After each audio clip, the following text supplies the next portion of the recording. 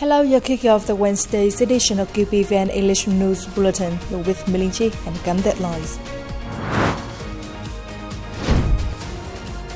General Staff builds strong party organization. Vietnam and Japan strengthen defense cooperation. Russia-Vietnam Cultural Center opens in St. Petersburg. On July the 29th, President Lincoln worked with the Standing Board of the Quảng Ninh Provincial Party Committee to review preparations for the upcoming party congresses and the operation of the two-tier local government model.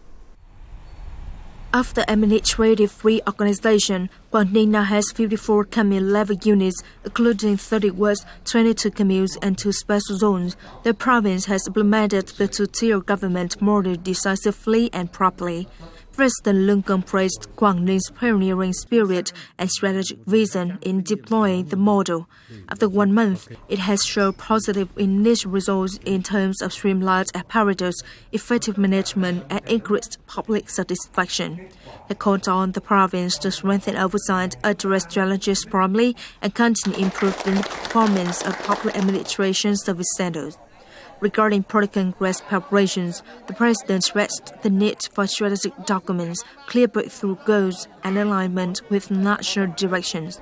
He also emphasized streamlining and rejuvenating the cadre pool, selecting forward-thinking and people-centered officials.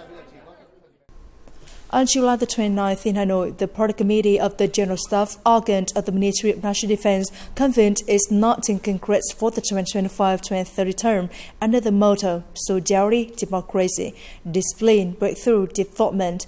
General Phan Văn Gia, Minister of National Defense, attended the event. The Congress adopted the theme upholding the heroic tradition of the General Staff, rectifying a pure, strong party organization towards building comprehensively strong, exemplary, outstanding units and a revolutionary, regular, highly skilled and modern Vietnam People's Army, and firmly defending the Socialist Republic of Vietnam in the new context. The event bears a profound political significance, reflecting the collective determination and aspirations of all cadres, party members, troops, and civilian personnel to strengthen the General Staff's Party Committee in terms of politics, ideology, ethics, organization, and leadership personnel, advancing the General Staff as the model and exemplary institution. The political report presented at the Congress emphasized that during the 2020-2025 term, the Party Committee and leadership within the General Staff have overcome all difficulties and successfully fulfilled all 15 key tasks set out by the 18th Congress, effectively contributing to building a strong all-people national defense posture in close connection with the people's security and public trust, while directing the people's military and militia forces to maintain high combat readiness and firmly protect the fatherland in any situations. The same day, the Congress elected the new Party Executive Committee for the 2025-2030 term, with members receiving high approval rates, then continued with discussions and proposals for action plans to realize the resolutions of the 19th Congress. Earlier, Senior Lieutenant General Phùng Sĩ Tấn, Deputy Chief and Secretary of the Party Committee of the General Staff, led a delegation to pay tribute to President Ho Chi Minh at his mausoleum and offer incense at the monument to fallen heroes on Bắc Sơn Street, Hanoi. On July the 29th, General Trịnh Văn Quyết, chairman of the General Political Department of the Vietnam People's Army, chaired a regular meeting of the General Department's leadership with the attendance of Vice Chairman. In recent months, agencies and units throughout the military have made proactive and effective efforts across key tasks. Of particular note, the 12th Military Party Congress, the 11th Military Patriotic Emulation Congress, and the Party Congress of the General Political Department have completed all stages of preparation. In addition, a wide range of meaningful and historically significant activities have been held to mark the 80th anniversary of the August Revolution and National Day. Nearly a month into the rollout of the new two-tier local government structure, military personnel have shown firm resolve and maintained strict discipline in task implementation. Communications efforts, particularly those highlighting the military role in natural disaster prevention and response, have been further strengthened, helping to shine the image of uncle soldiers. commending the performance of units, especially during the recent months of gratitude. General Trịnh Văn Quyết emphasized that the zero transformation must be implemented not only decisively, but also with increasing resolve, ensuring steady effectiveness. On July the 29th, Senior Lieutenant General Hoàng Xuân Chiến, Double Minister of National Defense, received Colonel Tamura Takao, newly appointed Defense Attaché of Japan to Vietnam. Senior Lieutenant General Hoàng Xuân Chiến congratulated Colonel Tamura Takao on his appointment and affirmed that the Ministry of National Defense of Vietnam will create favorable conditions for him to fulfill his duties. He expressed hope that the defense attaché could continue working closely with Vietnamese counterparts to effectively implement areas of mutual interest, further enhancing practical and effective Vietnam-Japan defense cooperation. Colonel Tamura Takao affirmed his commitment to deepening bilateral defense ties and promoting cooperation in education and training, defense industry, UN peacekeeping, capacity building programs, unexploded ordnance clearance, cybersecurity, and war legacy remediation. Facing increasing challenges in cyberspace where attacks are becoming more sophisticated, diverse, and unpredictable, the Air Defense Air Force Service has, for the first time, conducted a one-side, one-level tabletop command and staff exercise with field contents, simulating cyber warfare scenarios. The goal is to strengthen the zero combat capabilities and ensure the security of command and control systems under cyber warfare conditions, which is a proactive step to safeguard Vietnam's airspace from afar and from the earlier stages.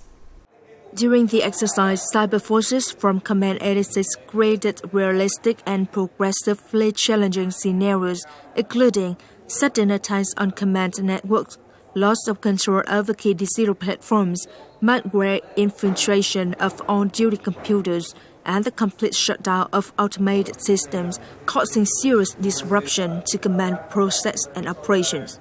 We develop complex scenarios directly related to the Air Defense Air Force training and combat system, particularly those involving automated command and operations. It helps the Air Defense Air Force IT forces better prepare for real-world cyber incidents. Upon detecting breaches, the Air Defense Air Force Command promptly assessed and activated effective responses, preventing escalation and maintaining high readiness of command system to ensure operation. Once the attack source is identified, we isolate the server, activate backup measures, recover data, and regain control. This rehearsal helps commanding officers and personnel prepare for real-time incidents affecting our automated command networks from the headquarters to firepower companies. It trains them to identify threats, issue orders, and respond swiftly using both cybersecurity measures and traditional networks to ensure constant communication. Cyber warfare is becoming a critical where every click can shift the battlefield.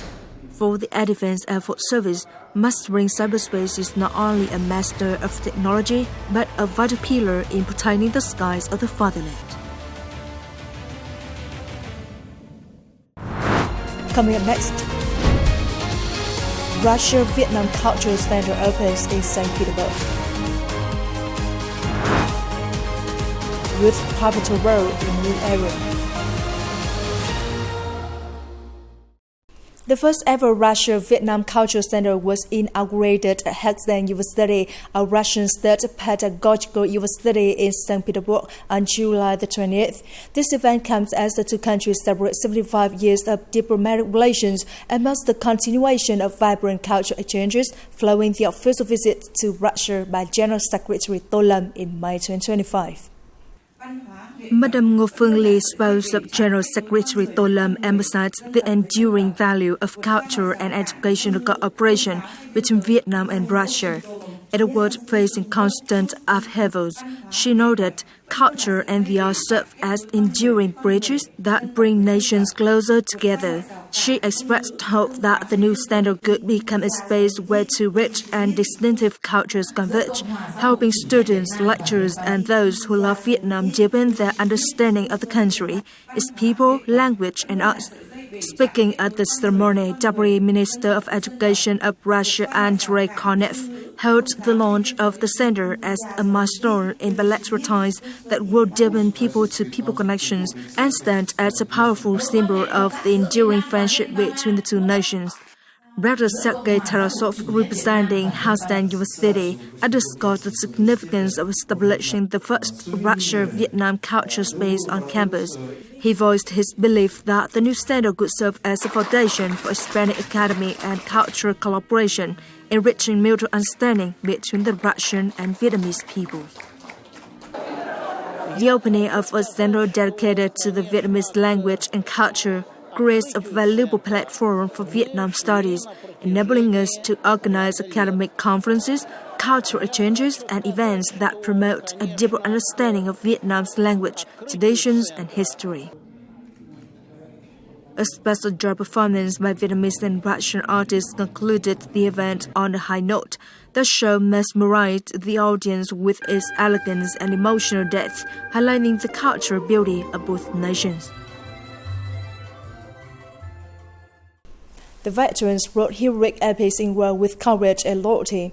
Today, in times of peace, they place their faith in the younger generation, the pioneers entrusted with building a powerful nation, safeguarding peace and turning the dream of globally rising Vietnam into reality. As the country looks toward historic milestones at the years since the founding of the nation, at the 14th National Party Congress, our reporter had a talk with Mr. Nguyễn Minh Triết, Secretary of the Central Committee of the Ho Chi Minh Communist Youth Union, for an in-depth look at the role of youth in the nation's development. In your view, what are the role and responsibility of young people in building the party, and what is their mission in this era of national growth and rising? It can be said that the Ho Chi Minh Communist Youth Union serves as a trusted force of the party. From this role and responsibility, the union has over the years organized training programs and many revolutionary movements, creating an environment for young Vietnamese to study, grow, and contribute in line with the direction of the Communist Party of Vietnam. In terms of party building, as the next generation of the party, the Youth Union has always seen this as one of its most important missions throughout its development and history. As mentioned in a recent article by General Secretary Tô Lâm, the youth plays a vital role, serving as a pillar of the nation in this era of national growth and rising. Can you share more about the 2025 theme for youth activities, Vietnamese youth proud and confident in following the party? The year 2025 is truly special, a year filled with major anniversaries of the country, the party, and the Youth Union. We are celebrating 50 years of the self-liberation and national reunification, as well as 80 years since the nation's founding. More importantly, it is also a year which we have to learn and achieve in preparation for the 14th National Party Congress. As the theme says, Vietnamese youth proud and confident in following the party. The union reaffirms the absolute loyalty and belief of young people and the Ho Chi Minh Communist Youth Union in the leadership of the Communist Party of Vietnam. From this theme, we also aim to launch major political campaigns to celebrate the upcoming 14th National Party Congress. The 13th National Party Congress document led a specific task for youth work. What has the Central Youth Union been doing to help young people in and outside the country fulfill their role in developing the nation and promoting the image of Vietnamese youth internationally? It can be said that the documents and the resolution of the 13th National Party Congress are extremely important, serving as a guideline and orientation for the Ho Chi Minh Communist Youth Union, not only at the central level but also across all levels of the organization. Based on that, we have developed various programs and movements to concretize the goals set in the 13th Party Congress. At present, the Union is focusing on the three major movements of youth creativity, volunteering youth, and youth on the front line to safeguard the nation. Through these movements, many outstanding young people have been nurtured, actively studied, trained, and made remarkable contributions to the country's development. A special point about the 13th Congress document say that they not only define the goals for the 5-year term, but also outline key long-term milestones, such as those for 2030 and 2045. These are very clear and specific directions for the younger generation. Therefore, we have launched many projects and movements to align with this roadmap. As we know, 2030 is only 4 years away, and as Party General Secretary Tô Lâm has emphasized, the generation born in this period will become the core force contributing to the country's high-quality human resources and forming part of the party's future political leadership. That is why we have initiated numerous political and revolutionary activities to realize the roadmap outlined in the 13th Party Congress resolution. Một lần nữa xin cảm ơn anh Thank you for joining our program. của kênh truyền hình Quốc phòng Việt Nam. It's the end of the English news bulletin today. You can watch the news then at qpvn.vn.